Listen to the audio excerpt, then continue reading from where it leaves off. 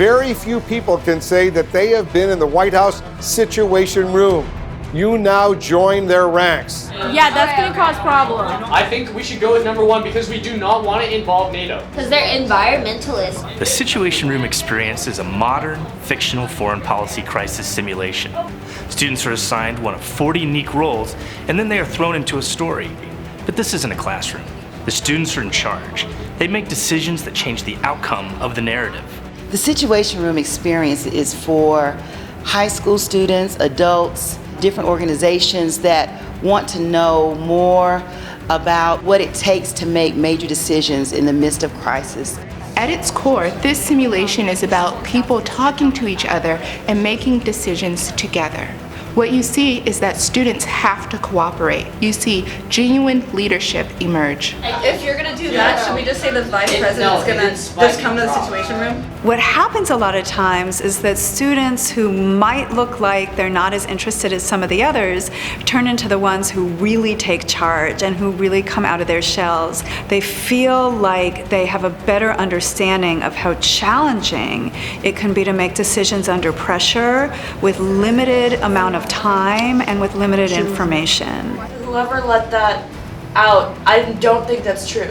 Students get information in real time from their tablets. We give them communications that happen over the course of the experience, and many of these communications are based on actual documents from the National Archives. Students are engaging with primary sources. We use a lot of new technologies that are available for this type of application, cloud-based technologies, web-based technologies, utilizing pretty high-powered content server and really relying on that content server to be able to deliver all the different video assets that needed to be produced for the simulation and the scenario.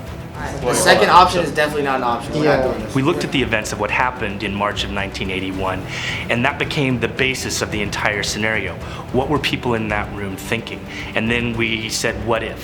From the moment they step into the room, they're fully engaged, and we expect that, but to see it is completely different. The most surprising thing is that they really get into their roles, and suddenly they're no longer students, they're actual members of a crisis management team or a press team or part of the executive office of the president. They almost forget who they are in that moment. Oh, no, And honestly, I need the name. Okay. This experience is unique. It's not like something you can get anywhere else. It's an interactive game, not for one person, but for 40.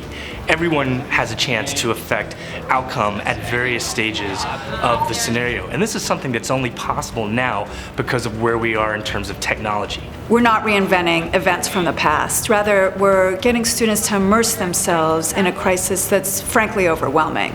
Well, you know, in the end, you just have to come see it to see the real power of what's happening here. It's pretty awesome. Everyone except for the secretary, stay out of here now.